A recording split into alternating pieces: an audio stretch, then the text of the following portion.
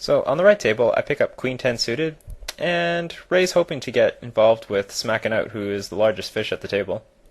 I flop top pair, pretty good kicker, on an extremely wet board, so I'm going to make a 3/4 pot continuation bet, and I expect to get peeled by every single draw, like gutters and any pair, maybe some overcards, but a lot of pair plus gutters. And the turn makes it even a little bit more coordinated, brings a few more draws on the board, so I'm going to bet large again. Once again, I need to charge all his draws, all his worst tens, 9-7, 9-8, 6-7. Now, the river gets a little tricky because it's a complete brick, and a lot of his calling range on the flop, stuff that was like 9-7, 9-8, 6-7, 6-8, pocket 8s, pocket 7s, and draws are either air or, at best, second or third pair by the river. So I need to make my sizing a little bit smaller to get calls from that sort of range. So I go for 1/3 to half pot bet on the river. Now, I only have so much time for you guys, and I want to make sure you see some interesting spots. In the real world, we can't travel through time, but in the video world, we can do whatever we want. Besides, smacking out on the right table is about to hit and run me. See? There he goes. Don't worry, little bunny, we're just going into the future. Okay, let me get my bearings here. Looks like I'm about to continuation bet the turn on the right table and take it down while I ISO the guy on the left table. Look at all the red marks. Wow, these tables are soft. Don't worry, guys, the future's looking really good for poker.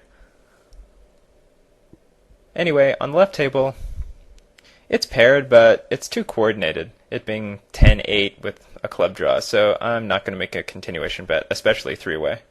Now, on that turn, while I do pick up a lot of equity, I don't think I have any more fold equity I had on the flop, so I'm just going to check back and try to get there. And on the right table, I called a raise with ace-10 offsuit, and this seems to be a short, weak player leading into all four of us. And he is betting really small. Generally, leading is pretty weak, but multi-way, it's going to be pretty strong. But given his bet size, I can't find a way to fold top pair, top kicker.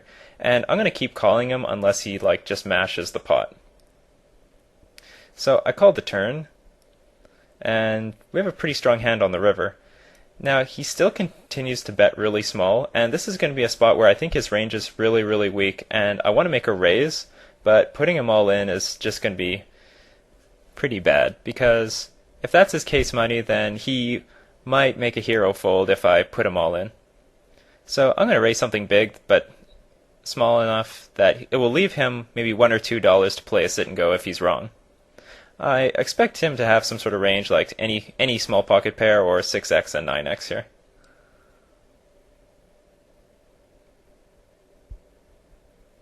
And so he did have king 6, which was pretty much third pair. And I think if I put him all in, he might have been able to find a fold. So I raise pocket queens, and I get one caller, a fish in the blinds. Flop is ace high, and he donk bets into us. First off, a donk bet coming from a fish is at best top pair weak kicker, but it also includes a lot of gut shots, pocket pairs like pocket 8s, and a good chunk of air. Because it's an ace high board, I think he'll have a good chunk of those top pair weak kickers. Now, I would like to call once, but it's a bad idea, because when you're donked into, I don't know why, but fish don't like to give up the initiative after they donked once. So if you call, they'll feel the need to fire again. And if you call the turn, they'll fire the river. It doesn't matter what they hold or what comes off on the turn or the river. Now, the point I'm trying to make here is if you want to call a donk bet, you need to make your decision on the flop to call down 3 streets or fold. Your other option is to raise their donk bet. If the flop was king high, I would probably call down 3 streets with my pocket queens because I don't expect to see as many top pairs in his range. And of course, if I flop top pair, I would never fold that to a donk bet against a fish. I would always call down 3 streets. Now, I think that's very important that you, and that's in this specific heads-up donk bet spot against a fish, that you decide to call down 3 streets or give up immediately. You cannot call once or twice to reevaluate because they won't slow down. Anyway, on the right table I have pocket 4s, And it is a pair, and my opponent keeps min betting, so I'll keep calling him down. But he just bet the pot, so screw that. Oh boy. Anyway, I'm running out of time for making this video, so I gotta do some improvisation in some spots. I've had so much of this planned out. 10-5 offsuit, left table, fold. So easy. It's such a piece of garbage. Ooh, ace-9 suited. Oh, you better believe I'm going to be raising those limpers. Yeah, I just usually pot it. I mean, if they've got a full stack, it's always pot. Sometimes I'll raise smaller with certain hands like pocket pairs if their stack size is low, but I have no reason to do it here. Paired flop, yay! Lots of fold equity. I'm betting half pot here, but I could probably go as low as like $1, even 75 cents. Ooh, ace on the turn. Now, I play an extremely exploitable game. I think an unexploitable game is kind of stupid. So I check back the ace on the turn because the ace would be a really good barreling card against, most of his range that called the flop. So it has so much fold equity that I don't want to bet for value. I just want to check back to induce bets from air that might have called the flop or try to get value from weaker pairs.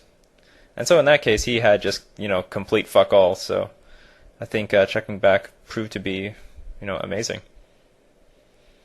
If I ended up betting that turn, only better aces and queens would have called.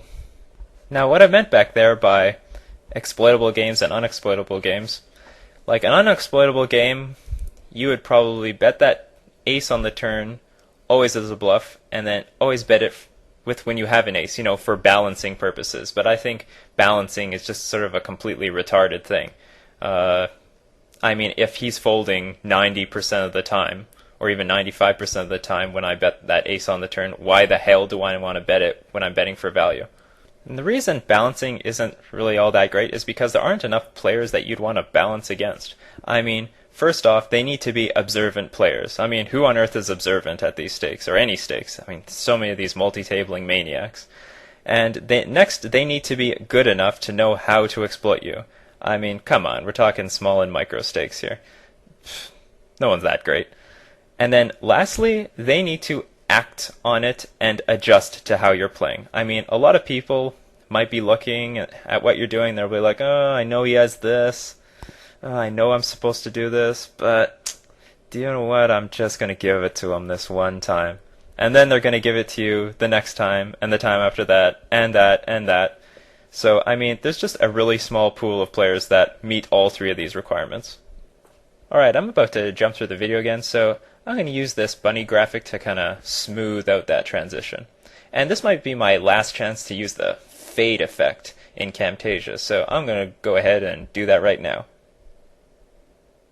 Cool. Alright, pay no attention to the left hand. It's boring and useless. But the right table has Queen 7 suited. Much more interesting. Alright, I get called, and the flop comes 2 pair on a super wet board. I expect this guy to call my continuation bet with a really wide range of draws.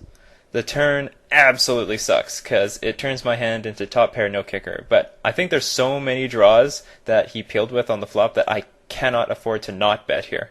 If he calls this, I'll check reevaluate the river, generally folding, but it's very important that I bet here to protect myself against draws.